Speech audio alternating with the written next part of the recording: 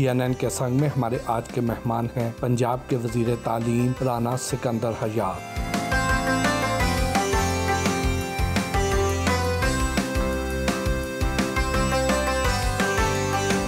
उनकी रिहाइश का पहुंचे तो डायरेक्टर एजुकेशन मलिक गुलाम फरीद ने हमारा इस्तकबाल किया।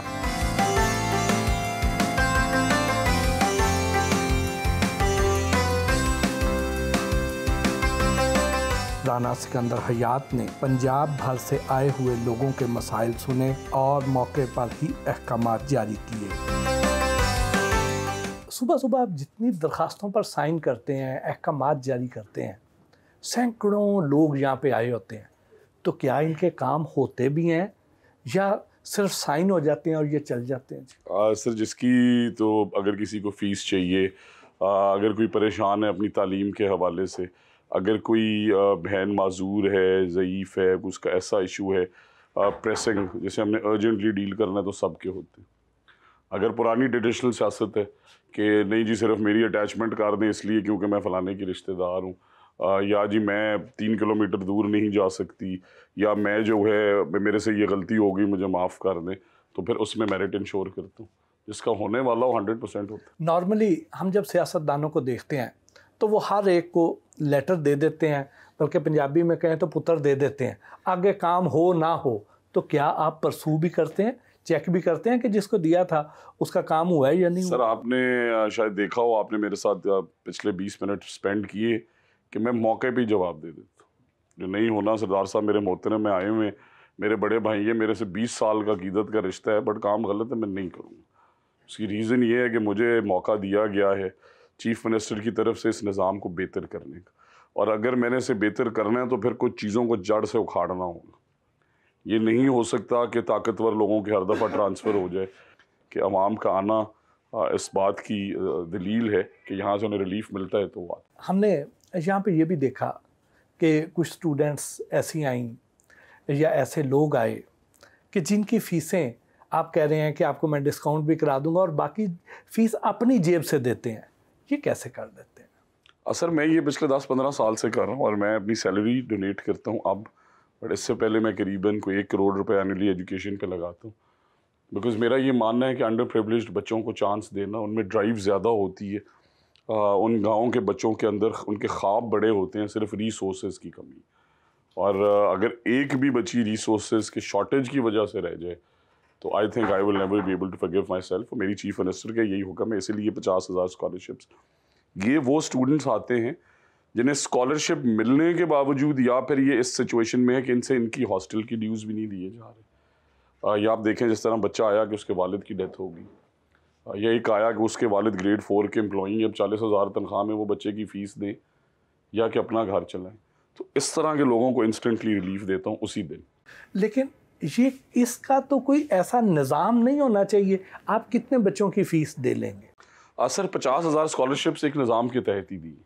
चीफ मिनिस्टर ने जो स्कॉलरशिप प्रोग्राम लॉन्च किया उसमें जितने और पब्लिक और प्राइवेट सेक्टर दोनों के फर्स्ट ईयर स्टूडेंट्स, और अब जो सेकंड फेज़ में 20,000 स्कॉलरशिप्स हैं, इसमें 3rd, 4th, 5th, 6th, 7th, 8th semester students, और जो MBBS के हैं 1st to 5 years, all the entire journey is covered.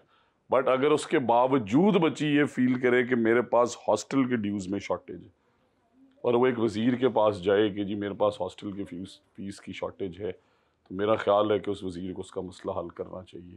आप यहाँ पे जब इस तरह पब्लिक में बैठे होते हैं और बड़े काइंड होते हैं, हर एक के काम आ रहे होते हैं, यहाँ तक कि आपने एक शख्स को शादी के लिए अपनी ज़ाती गाड़ी देने की भी ऑफ़र कर दी, तो क्या को मिनिस्टर अपनी सरकारी गाड़ी किसी को दे सकता है? सर, सरकारी गाड़ी नहीं थी। एक बड़ी इंटरेस्टिंग चीज़ आज आपने हाईलाइट की। उस बच्चे का नाम है बिलाल, और वो खान के मोड़ एक गाँव है, वहाँ का रहने वाला है, and he is differently abled. उसकी एक टांग नहीं है। और मैं जब उस गांव में गया तो वो मेरा पुराना दोस्त है, मैं उस यूनियन काउंसिल से चेयरमैन रहा, तो उसने मेरी गाड़ी को रोका और मैंने कहा अब ये कहेगा कि मिनिस्टर बन गया तो ये यहाँ पे रुका भी नहीं। और डिफरेंटली एबल्ड बच्चे मेरे दिल के बहुत करीब हैं, और मैं सरकारी गाड़ी नहीं इस्तेमाल करता सर, मेरी अपनी गाड़ी। तो मैं उसके पास गया तो उसने कहा कि जिन्होंने नाल शादी हुई है ना, तो वो कह रहे हैं कि एक नौकरी और एक सरकारी जी गड्डी है थोड़े को, क्योंकि नंबर प्लेट ग्रीन लगी होती है ना, तो सब शायद समझते हैं कि ये सरकारी। कि मेरी अपनी गाड़ी है, तो वो शहबाज गिल साहब ने भी उस पर एक बड़ा प्रोग्राम किया कि ये देखें ये मिनिस्टर कैसे नौकरियां बांटते हैं और कैसे सरकारी गाड़ियों का गलत इस्तेमाल करते हैं। तो फिर मैंने जब वो बच्चे की वीडियो दिखाई दुनिया को कि एक माजूर जिसकी टांग नहीं है यार, और उसे एक वजीर अपनी ज़ाती गाड़ी देना चाह रहा है अपने कैंप ऑफिस में। उस वीडियो में अगर आप देखेंगे तो मेरे सरकारी PSO नहीं है, जब मैं हल्के में जाता हूँ तो मेरा ऑपरेटर है तनवीर, वो मेरी तनख्वाह पे ही काम करता है पिछले 20 साल से, और उसके पास को 20-30 और बच्चे काम करते हैं, यंग इंडिविजुअल, जिनसे मैं डिफरेंट काम लेता रहता हूँ। तो उसके पास ही उसे मैंने कहा कि जॉब पे रखवाएं, 25,000 अपनी जेब से उसे दिया, गाड़ी अपनी उसे दी। तो ये करना पड़ा, मैं 100 दफ़ा करूँगा। और अगर किसी डिफरेंटली एबल्ड माजूर बच्चे के लिए मुझे सरकारी जॉब भी देनी पड़ी तो मेरी लीडर का भी ये हुक्म है, मेरे मज़हब का भी ये हुक्म है, इंसानियत का भी ये बेसिक क्राइटेरिया कि डिफरेंटली एबल्ड लोगों की ज़िंदगी मुश्किल है सर, वो हमारी तरह नहीं जी सकते, वो एक टांग पे नहीं 100 किलोमीटर सफ़र कर सकते। उन्हें रिश्ता देते हुए लोग कहते हैं कि ये माजूर है, उसकी माजूरी को उसकी माजूरी ना बनाएं, उसकी ताकत बनाएं, ये मेरी लीडर ने मुझे सिखाया है। और जितनी नौकरियां देनी पड़ी डिसेबल को ज़रूर दें। लेकिन आपकी अपनी ज़ाती गाड़ी जो है उस पर ग्रीन नंबर प्लेट आपने कैसे लगा? सर इसकी रीज़न ये है कि मुझे ये बताया गया, क्योंकि ऑब्वियसली झंडा लगना होता है, आपको पता है कि वज़ीर का एक गवर्नमेंट का वो है, तो उसके लिए वो ज़रूरी है। और मुझे तो बल्कि ये भी बताया गया कि मेरा 8-10 लाख का नुकसान हो गया, बिकॉज़ मेरी गाड़ी के ऊपर जब वो झंडा लगे तो अब वो मडगार्ड और वो जो मैं रिप्लेस कराऊँगा तो वो मुझे अपने तौर पर ही कराने पड़ेंगे। तो इसलिए सरकारी, क्योंकि उसमें वज़ीर बैठे। आप कई बार जब इस तरह पब्लिक में होते हैं, खड़े खड़े कई लोगों को आप डांट देते हैं, कई सरकारी अफसरों को मुअत्तल कर देते हैं, तो क्या दूसरी तरफ का मौक़िफ़ नहीं जानना चाहिए?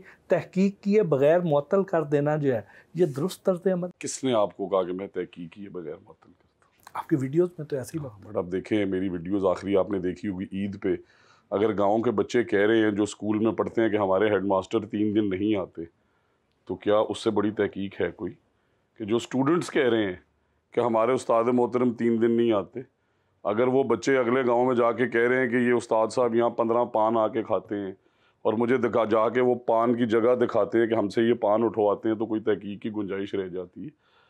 तहकीक वहाँ ज़रूरी है जहाँ पे आपको लगे कि एक बंदे ने अपना पॉइंट ऑफ व्यू दिया और दूसरे का सुनना चाहिए। बट अगर आपके पास एविडेंस ऐसा हो, आप मौके पे गए हैं, चीटिंग माफिया वहाँ पे चीटिंग कर रही है, उसकी तहकीक की क्या ज़रूरत है? अब मैं वहाँ पे पुराने वज़ीरों की तरह कमेटियाँ बनाने चलूँ कि जी आप कमेटी बनाए, कि बच्चा मौके पे चीटिंग कर रहा है, वो मौके पे चीटिंग करा रहा है, दे शुड बी गॉन। ये है फिर अगेन कमिंग, हमारे आइन में भी हुक्म है, हमारे मज़हब में भी हुक्म है, वहीं इंसाफ करो। और इसलिए करता हूँ क्योंकि अगर इन चीज़ों पे हमने ज़ीरो टॉलरेंस, एक कोई हरासमेंट है, देखिए ना, आपके पास एविडेंस आ गया वीडियो का, आपके पास एविडेंस आ गया, शहादत आ गई है मेडिकल रिपोर्ट की, आप फिर कमेटी खेलते रहे, ज़रूरत नहीं है। मेडिकल रिपोर्ट एक डॉक्टर ने दी है जो मुस्तनद है, वीडियो जो है वो किसी ने अगर दिखाई है, ये ऑडियो किसी ने सुनाई है और उसके फ़ोन के अंदर से निकली है, तो नज़र आ रहा है, होती रहे फोरेंसिक, उसकी रिपोर्ट आनी चाहिए, बट वो वहाँ से तो फ़ौरन हटे ना।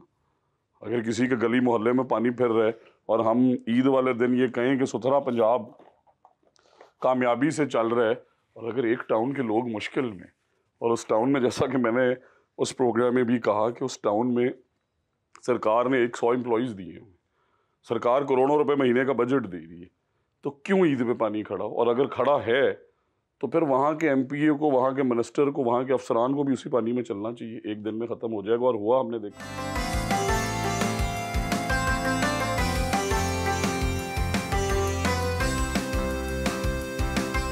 आप माशाल्लाह बड़े मुतहर्रिक वज़ीर हैं। कभी आप हमें इम्तिहानी मराकज़ में नज़र आते हैं, कभी हल्के में नज़र आते हैं, कभी मुख्तलिफ प्रोजेक्ट्स क्या इफ्तिताह करते हुए हमें दिखाई देते हैं, लेकिन इसके बावजूद आपकी ट्रोलिंग बहुत ज़्यादा होती है, इसकी क्या वजह? सर मैं समझता हूँ कि देखें, जब कोई फेमस होता है, अब जिस तरह मैंने आपको स्टोरी सुनाई कि अनफॉर्चुनेट कि एक माजूर बच्चे की वीडियो पे शहबाज गिल साहब ने कहा कि जी ये मिनिस्टर साहब क्या कर रहे हैं, इसी तरह आज हमने ईद के ऊपर एक मेरी वीडियो उन्होंने कि जी देखिए ये मिनिस्टर साहब कैसे बात कर रहे हैं, जिस पे मैंने मोहतरम अफसर को कहा कि आप भी इसी पानी में चलेंगे, ईद वाले दिन आप तशरीफ़ लाएंगे अगर ये पानी खड़ा यहीं पर रहा। और मैं पढ़ा लिखा ज़रूर हूँ, बट इस पर मेरी ज़ीरो टॉलरेंस है, क्योंकि कार वो क्या रहे थे, फ्यूल बेच रहे थे। अब जिस जनरेटर ने जब लाइट चली जाए, वो पानी लिफ्ट करना है, मोटर्स चलानी है, उनका तेल ही अगर बिक रहा है और इस वजह से पानी खड़ा हुआ है तो यार इससे बड़ी क्या मिसाल है। So, इस वजह से I am always very focused on my work. और आपने देखा है अल्हम्दुलिल्लाह कि पिछले एक साल में वो जो कहते थे कि ये यूनिवर्सिटीज़ में नहीं जा सकते, जब 10-10 हज़ार लोगों के इवेंट्स यूनिवर्सिटीज़ में किए, और कौन सी यूनिवर्सिटीज़, पंजाब यूनिवर्सिटी जहाँ पे ना MQM पे पेनिट्रेट कर सकी, ना PTI, आपने देखा खान साहब के साथ क्या हुआ, 5-6 हज़ार बच्चों से CM ने गुफ्तगू की। फास्ट प्राइवेट सेक्टर की universities, I was in UMT yesterday, fast university, Islamia university Bahawalpur, BZU, women university Sialkot, Faisalabad, agriculture universities in public sector and private. तो मैं समझता हूँ कि हमने उस पैराडाइम को तोड़ा है जिसका इनके पास जवाब नहीं। सो आई एम ऑलवेज वेलकम कि जब तक वो मेरे बारे में बात करेंगे, वो मुझे ही मशहूर करेंगे। वो क्या कहते हैं कि बदनाम ना होंगे तो क्या नाम ना होगा। कुछ अच्छी चीज़ों में याद करें, मुखालफीन ने तो तनकीद करनी है, वो बुरी में करें, but as far as they're talking about our chief minister, our education policies and myself, I think we are doing well, because बातों में वही होता है जो काम। आपकी हुकूमत पर, बिलखसूस चीफ मिनिस्टर साहिबा मरियम नवाज शरीफ साहिबा पर ये तनकीद होती है कि वो एक टिकटॉकर वज़ीर आला है, और शायद यही वजह है कि उसके बाद आप भी टिकटॉक पर बहुत मशहूर हैं, हमारे IG पंजाब भी टिकटॉक पर बहुत मशहूर हैं, हमारे और बहुत सारे यहाँ पे ऑफिसर्स हैं, बहुत सारे हुकूमती ओहदेदार हैं जो टिकटॉक पे वीडियोस बनाते हैं। तो ये वाला ट्रेंड कहाँ से शुरू हुआ, इसका पर्पज़ क्या है? लाइक आई सेड, जैसे मैंने आपको पहले बताया कि जब कोई पॉपुलर हो रहा होता है, पहले ये कहते थे कि इनका सोशल मीडिया वीक है, अब हर जगह नज़र आ रहे हैं तो कहते हैं जी कि ये टिकटॉकर। मेरा कोई टिकटॉक अकाउंट नहीं है, ना मैंने कभी अपनी टिकटॉक बनाई है, ना मैंने चलाई है। Yes, I have my MSF at my strength, our student wing, I have my STF at my strength, और वही बच्चे वो टिकटॉक के पेजेस चलाते हैं, उनमें से कुछ अर्न भी करना शुरू हो गए हैं by the way, and good work of the chief minister. अब आप मुझे ये बताएं कि चीफ मिनिस्टर टर्की गई हैं, वहाँ पे उन्हें यूनिसेफ की ग्लोबल हेड मिली, एक ग्लोबल डायरेक्टर, सॉरी, उन्होंने उनकी तारीफ़ की, तो उनको तो हमने नहीं सिखाया, वो तो पाकिस्तानी नहीं है, वो तो हैं भी इंडियन। इसी तरह उन्हें डिफरेंट ऑर्गेनाइजेशन के हेड्स मिले कि आपकी पंजाब में एजुकेशन पॉलिसी सस्टेनेबल है। फिर आपने देखा कि वो global director UNICEF chief minister को कह रही है कि मैं आपके काम से इतना खुश हूँ कि हम इंडिया में इसकी मिसालें देते हैं। तो ये सारी चीज़ें अगर दुनिया देख रही है और उन्हें अप्रिशिएट कर रही है तो उन्हें और करना चाहिए।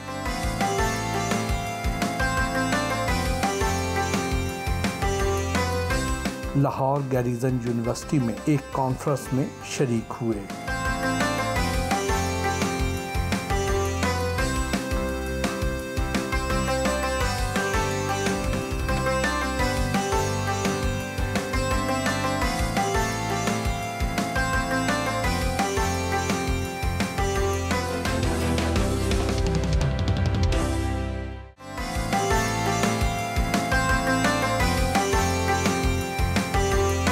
पेट्टा अथॉरिटी के दफ्तर पहुंचे। सूबे भर से आए हुए महकमा तालीम के अफसरान से खिताब किया। राना सिकंदर हयात से गुफ्तगू हुई। वज़ीर तालीम की अपनी तालीम क्या है? सर, मैं पहले HSN में पढ़ा हूँ जी। मैंने अपना इब्तदाई एजुकेशन अपना O लेवल्स A लेवल्स यहाँ से किया। बोर्डिंग में रहा मैं थ्रू क्लास 1 से 6 साल का। उसके बाद मैं कनाडा चला गया। मैंने अपना स्पेशलाइजेशन की इकोनॉमिक्स में, मैक्रो एंड माइक्रो। उसके बाद मुझे पॉलिटिक्स और हिस्ट्री से भी लगा हुआ, तो मैं एक यूनिवर्सिटी है ब्रनो, चेक रिपब्लिक, फिर वहाँ पे मैंने 1 साल का कोर्स किया यूरोपियन हिस्ट्री में। एरेस्मस उनका एक प्रोग्राम है, उसके थ्रू वो स्कॉलरशिप मिलती। तो मैंने उसमें अप्लाई किया, वहाँ गया, फिर मैंने कुछ 6-8 महीने ईस्टर्न यूरोप की हिस्ट्री कल्चर देखा, और उसके बाद अनफॉर्चुनेटली ये मुल्क और इसकी सियासत। तो जो शख्स HSN का पढ़ा हो, जिसने बाहर से तालीम हासिल की हो, उसको ये आम स्कूलों में उनके मसाइल का क्या पता होगा? वो कैसे उसमें रिफॉर्म्स लाएगा? सर, ये आपने बड़ी अच्छी बात की। मैं जब HSN में गया उससे पहले 1 साल मैं अपने गांव के सरकारी स्कूल में पढ़ा, और दूसरा मेरी जो परवरिश हुई है उसमें मैंने हमेशा मेरे वालिदैन ने, मेरे दादाजी ने, मुझे हमेशा ये सिखाया कि हम्बल रहना है और लोगों तक पहुंचना है, जिस तरीके से भी पहुंचो उनकी इज़्ज़त करनी है। तो जब आप ये करते हैं तो फिर लोग आपसे खुल के बात करते हैं, खुल के गुफ्तगू करते हैं। और जब मैं 2009 में वापस आया तो 2010 से ही मुझे तालीम से इश्क है। वैसे ही मैं before I was minister, before I ever thought कि मैं शायद पॉलिटिक्स में हूँ, मैं तब से अपने स्कूल्स और हॉस्पिटल्स में काम कर रहा था। और अल्हम्दुलिल्लाह हमने बहुत बड़े बड़े काम किए। मेरी पूरी तहसील में हमने मिल के सब नौजवानों ने हर बेसिक हेल्थ यूनिट के अंदर फ्री अल्ट्रासाउंड मशीन दी। MPA बनने से पहले तक हमने 107 कमरे जो हैं एडिशनल क्लासरूम्स, इसमें मेजर कंट्रीब्यूशन मेरी होती थी, बट सोसाइटी की कंट्रीब्यूशन, फ्रेंड्स की कंट्रीब्यूशन, उस गांव के लोगों की कंट्रीब्यूशन, हमने वो बनाए। और फिर मैं चेयरमैन ज़िला काउंसिल बना 2017 में। तो कसूर जो है, तब शहबाज शरीफ साहब डिस्ट्रिक्ट एजुकेशन रैंकिंग करते थे, जो अब हम करने जा रहे हैं। तो उसमें कसूर की तालीमी दर्जा बंदी 18वां 19वां नंबर था। तो मैंने तो कहा कि ये तो बड़ी शर्मिंदगी की बात है। तो 11 महीने बाद हम कसूर को नंबर 1 पे ले आए।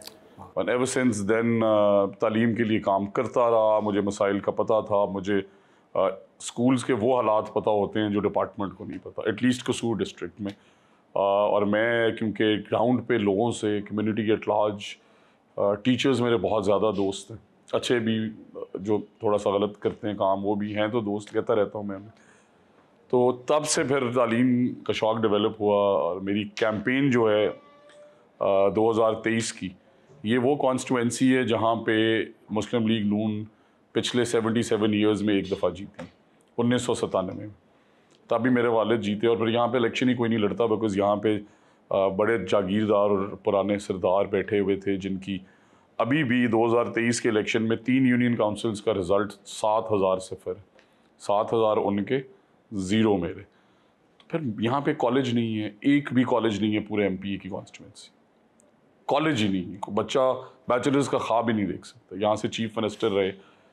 तो फिर मैंने ये फ़ैसला किया और आई वाज वेरी ग्रेटफुल कि मेरी आवाम ने मुझे वो वोट दिए। मैं आपके प्रोग्राम के तवस्सुत से ये कहना चाहता हूँ, मेरी कॉन्स्टिट्यूंसी में PTI के वोट्स हैं 14,000 और अल्हम्दुलिल्लाह मेरे वोट्स हैं 52,000।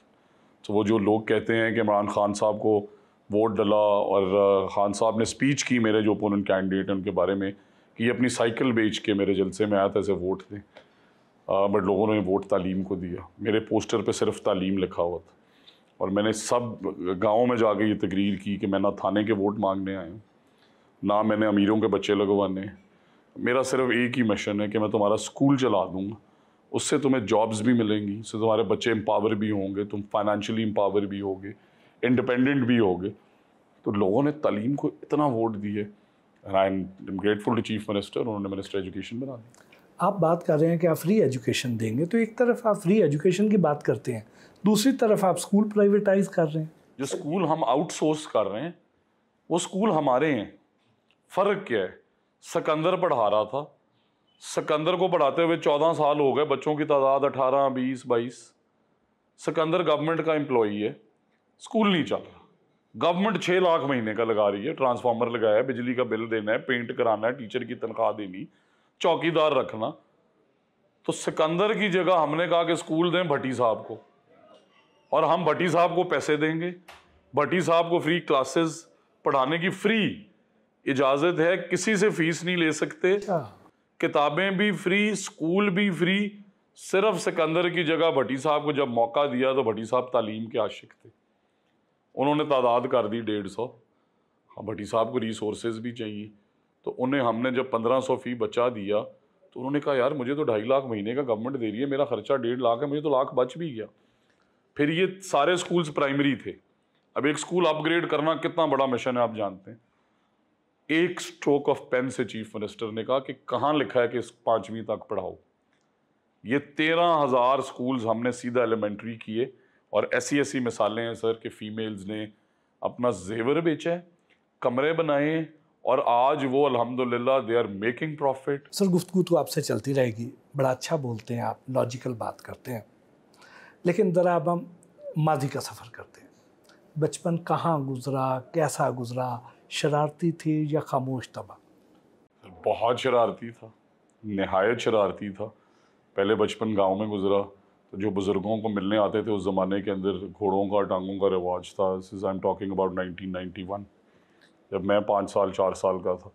जब वो बुज़ुर्गों को मिलने जाते थे, मेरे दादा को या वालिद साहब कभी इस्लामाबाद से ही, अल्हम्दुलिल्लाह नेशनल असम्बली में मेरे वालिद साहब इंडिपेंडेंट MNA बने थे, अपनी सीट खुद जीत के 37 ईयर्स पे। तो उनके घोड़ों को हमने चुराना और भाग जाना, पीछे से वो हमें ढूंढ रहे हैं।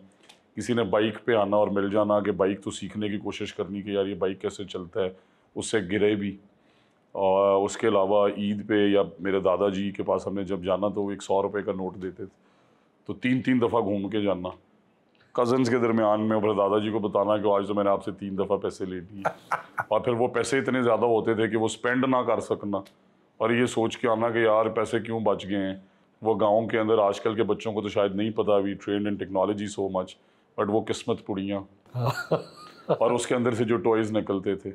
तो उसके बाद फिर HSN और बोर्डिंग में आप सोचें, जब 6 साल का एक बच्चा जाए और उसे अपना बेड खुद बनाना पड़े, जूते खुद पॉलिश करने पड़े, और रूममेट्स कौन है, 3 सिंधी, 2 बलूची, 2 पठान, एक AJK से, तो वो पीस, वो हार्मनी, वो सबके साथ टीम वर्किंग, अच्छे बुरे की पहचान, स्ट्रेंथ्स एंड वीकनेसेस। आप यकीन माने कि मैंने 12 साल अपनी ज़िंदगी के 12 साल कभी झूठ नहीं बोला।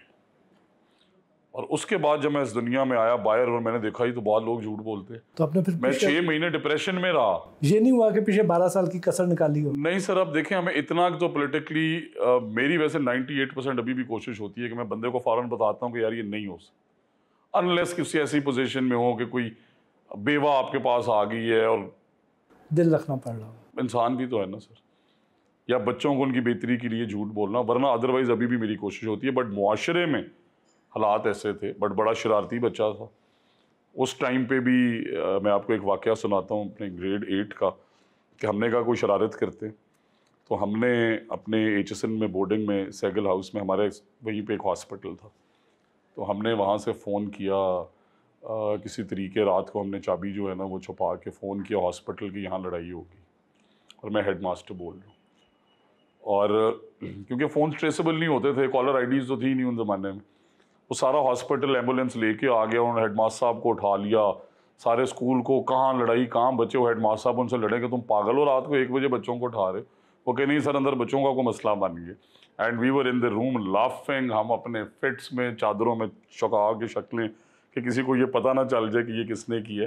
तो वो सर शरारतें तो ज़िंदगी का हिस्सा है, उनसे सीखना।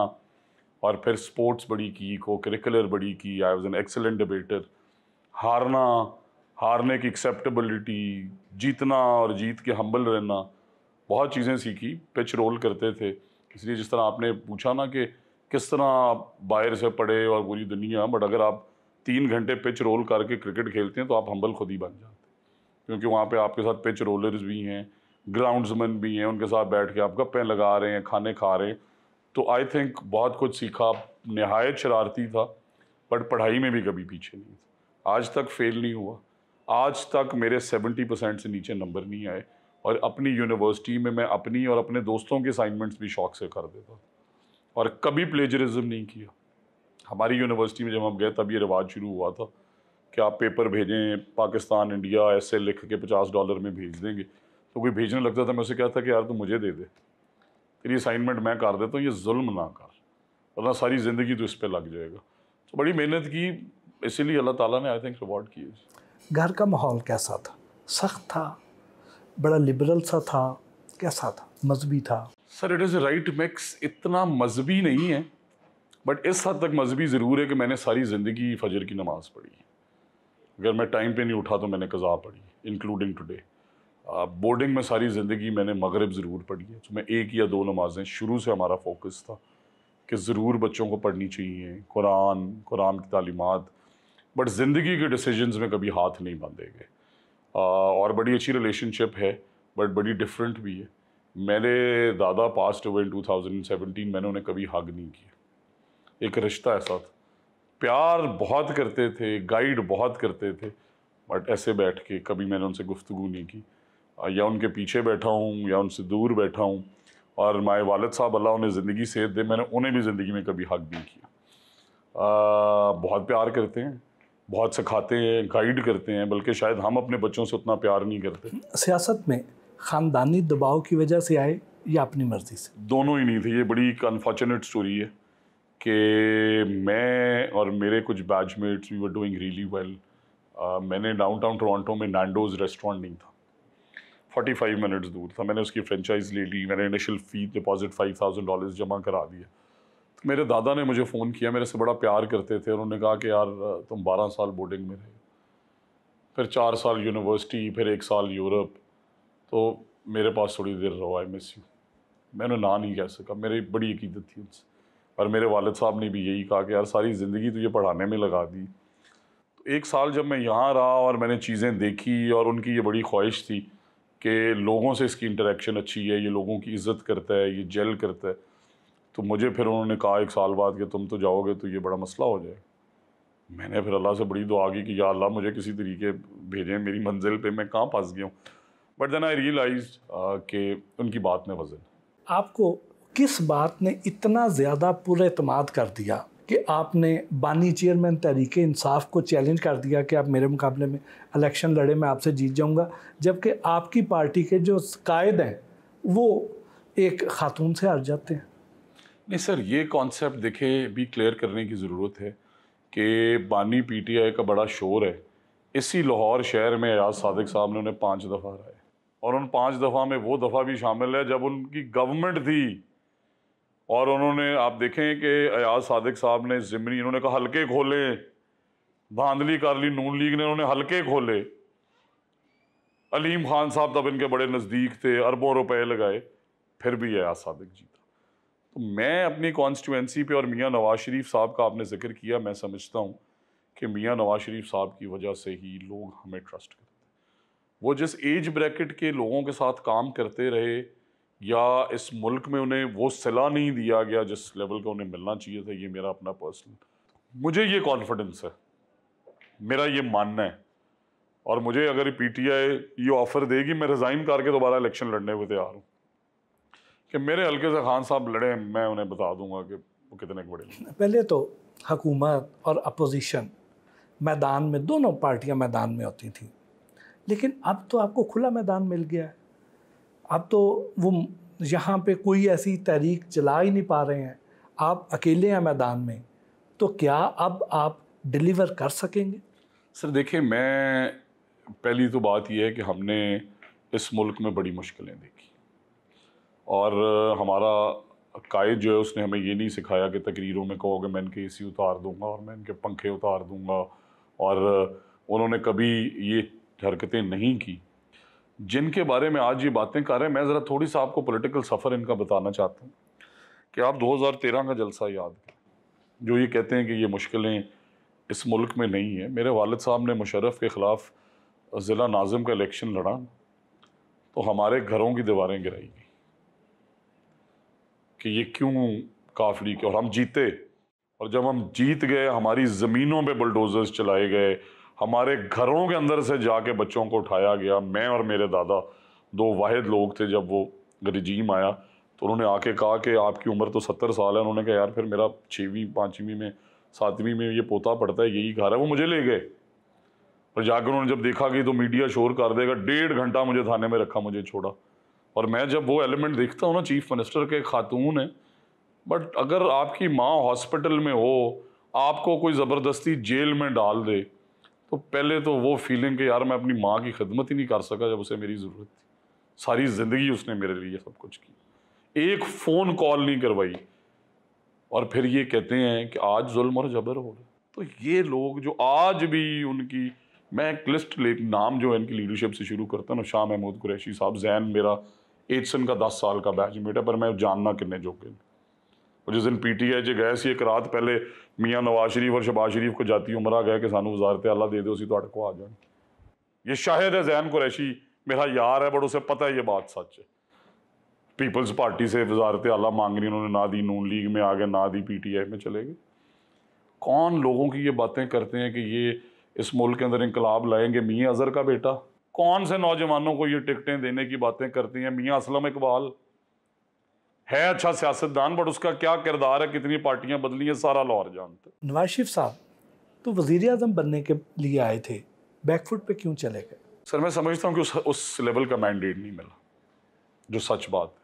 बट शायद हमें उस टाइम पे इलेक्शंस करा देने चाहिए। आई थिंक 1 साल की जो गवर्नमेंट है उसने इन्हें बड़ा हर्ट किया, और उसकी वजह से पब्लिक सेंटिमेंट, क्योंकि आपने देखा कि जाते हुए वो इंटरनेशनल मार्केट की सिचुएशन कुछ और थी, प्राइजेस राइज कर रही हैं कोविड के बाद, इन्होंने तेल नीचे गिरा दिया जाते जाते इस मुल्क में, IMF की डील जिस तरह साइन की, तो वो हालात ऐसे थे शायद कि उसमें सियासत नहीं बच सकती। नवाज शरीफ साहब तो चाहते थे कि अदम एतमाद के फौरी बाद इलेक्शन में चले जाना चाहिए, तो शहबाज शरीफ साहब नहीं चाहते थे, क्यों?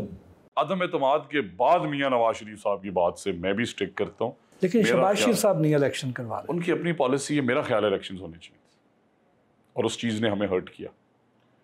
देखिए ना, इतनी महंगी बिजली, मुल्क में आटा ना मिल रहा हो, 300 रुपए पे तेल हो, और आप उम्मीद करेंगे लोग आपको वोट देंगे, मुश्किल हो जाता है।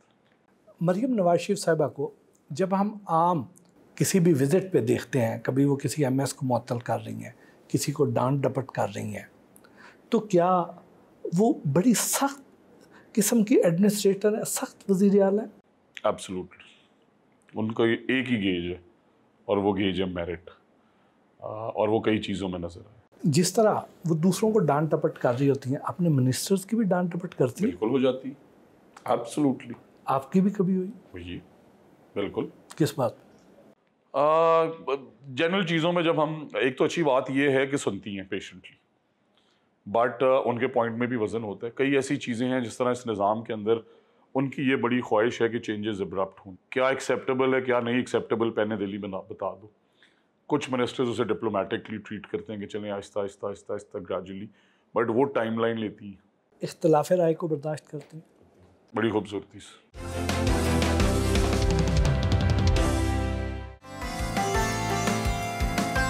राना सिकंदर हयात ने महकमा तालीम के डाटा सेंटर का दौरा भी करवाया।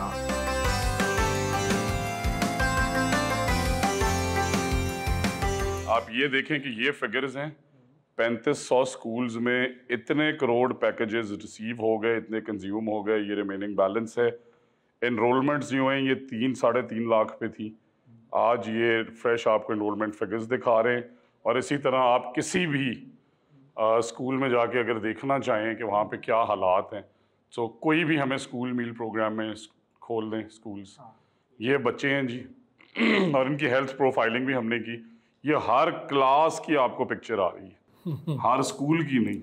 स्कूल में 5 क्लासेस हैं, हर क्लास की अलग-अलग तस्वीर, class 1, class 2, class 3, class 4, class 5। उनके साथ secretary education Khalid Nazir Bhattu, programme director PMU Imtiaz Gondal, chairman task force बराए तालीमी इस्लाहात मुजम्मल महमूद और education advisor for chief minister Punjab Shakeel Bhatti भी मौजूद थे। So this is our team working on different things. This is the school meal program. ये डेडिकेटेड उन्हीं के लिए है और उसी प्रोग्राम को रोज़ ये देखें। और यहाँ पे सर इनके पास sir he is one of our superman as well, he is one of the young internees who is just joined. और यहाँ पे इनके पास अल्हम्दुलिल्लाह ये वो एप्लीकेशंस हैं हमारी सारी सर, स्कूल लोकेटर ऐप। हमने पहले 3 महीने में मेहनत करके हर स्कूल में कितने टीचर हैं, कितने बच्चे हैं, फिर उसके बाद अकील साहब वगैरह ने 1.5 महीना लगाया कि पिछले 3 साल की इनरोलमेंट क्या है, स्टूडेंट टीचर रेशो क्या है, कमरे कितने और चाहिए, क्या फैसिलिटीज़ हैं, अगर 100 कनाल का स्कूल है और वहाँ पे 80 कनाल फारिग है, everything is mapped in the school locator app. Rana Sikandar Hayat से हल्की फुल्की गुफ्तगू भी हुई। नहीं जी, अब थोड़े हल्के फुल्के सवाल हो जाए। बिल्कुल ठीक है भाई साहब। शादी अपनी पसंद से की या घर वालों की पसंद से?